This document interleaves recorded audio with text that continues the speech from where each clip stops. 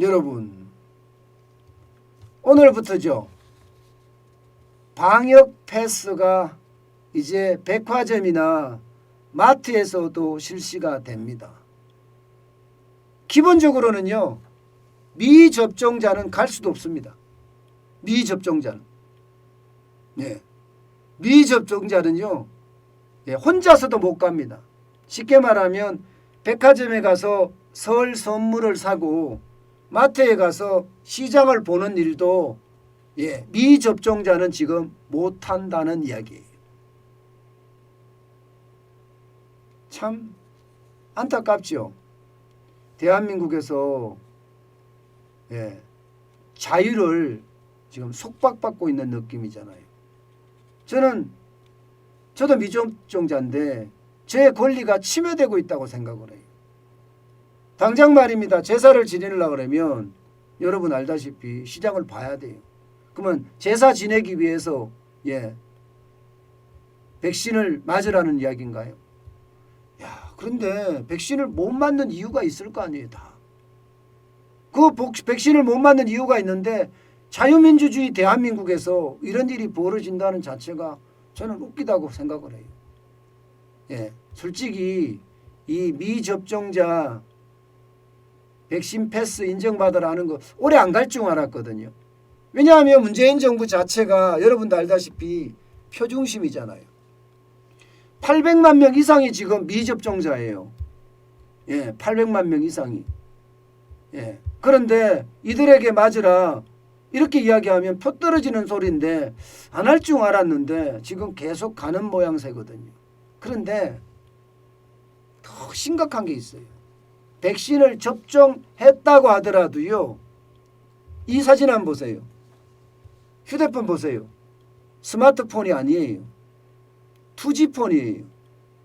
투지폰이면 여러분 이게 어떻게 확인할 수가 없습니다. 백신이 접종이 됐는지 안 됐는지. 게다가 뭐 50대, 60대, 70대, 80대는요. 이 투지폰을 잘 다룰 줄도 모릅니다. 저만 하더라도 스마트폰도 잘 다룰 줄 모르거든요.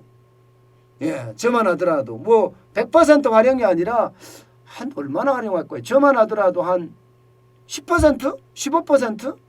뭐 전화 걸고 문자 보내고 인터넷 뭐 찾아보고 이 정도? 15% 정도밖에 활용 못하는 것 같거든요. 그러면 투지폰을 갖고 있는 사람은 아예 인증조차도 못 받는데 그러면 마트 못 가게 된다는 게 생기는 건가요? 지금 마트 앞에 가면 여러분 아마 오늘은 굉장히 혼란스러울 거예요. 어제나 지난주도 계속 혼란스러웠는데 오늘은 당장 투지폰을 가져가도 안 되는 거고요. 3G폰이 됐다고 하더라도 스마트폰이 된다고 하더라도 이게 작동을 잘할 줄 몰라서 이게 마트에 들어가기가 진짜 어려워지는 거예요. 야, 참 저는요 이런 게 너무너무 한심하다고 생각이 들어요.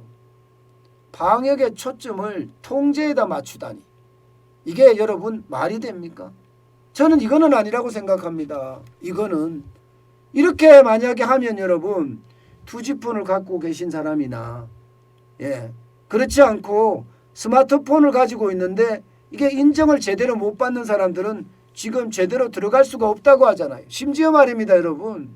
예, 오죽했으면 이렇게 접종 확인서를 떼서 뛰어갑니다. 그런데 이것도요. 마트들을 얼마나 바쁩니까?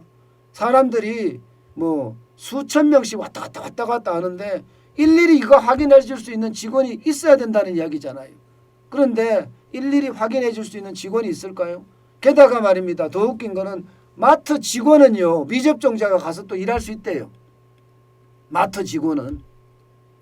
야, 이게 또 무슨 예? 뚱딴지 같은 소리입니까? 마트 직원은 그만 할 수 있고 예, 마트에 손님은 안 되고.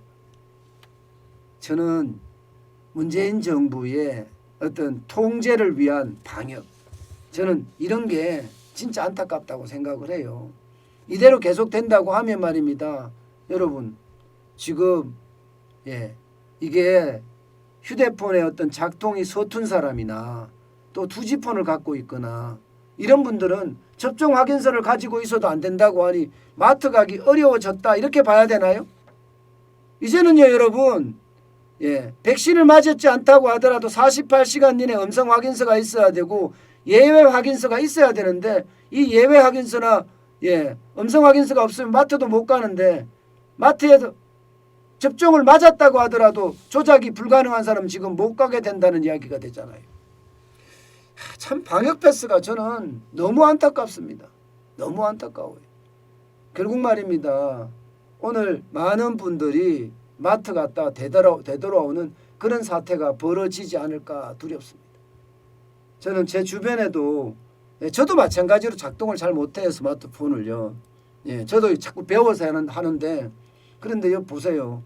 이거 못하니까 마트 앞에서 서성거리다가 어떻게 하면 되지 안절부절하다가 그런 사람들이 오는 거잖아요. 언제부터 대한민국이 이렇게 자유를 구속받는 나라가 됐냐고요. 참 그게 참 그 어느 때보다 안타깝다고 생각을 합니다. 너무 마음이 아파요. 아마 여러분들 중에도 자유를 구속받는 사람들이 많이 있을 텐데요.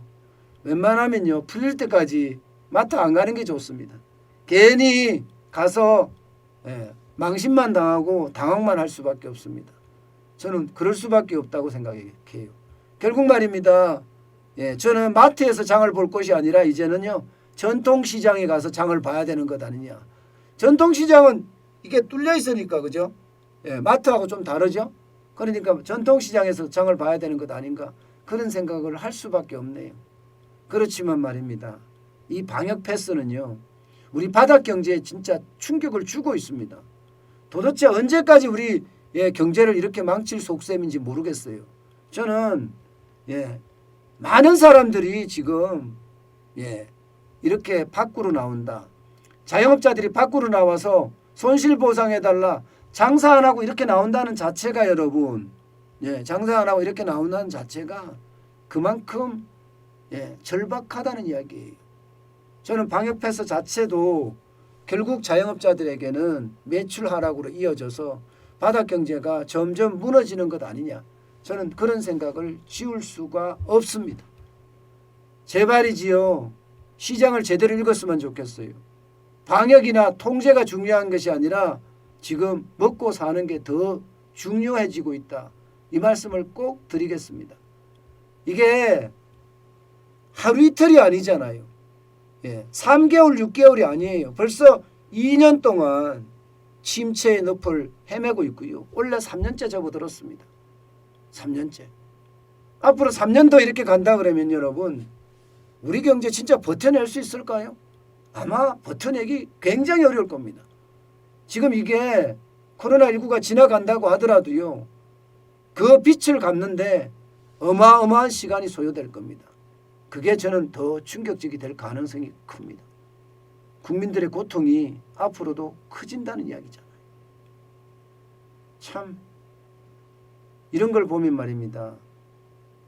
이게 현실에 맞는 현실 맞춤형 방역이 이루어져야 되는데 탁상 행정형 행정식의 어떤 방역이 이루어지는 게 저는 못내 안타깝네요.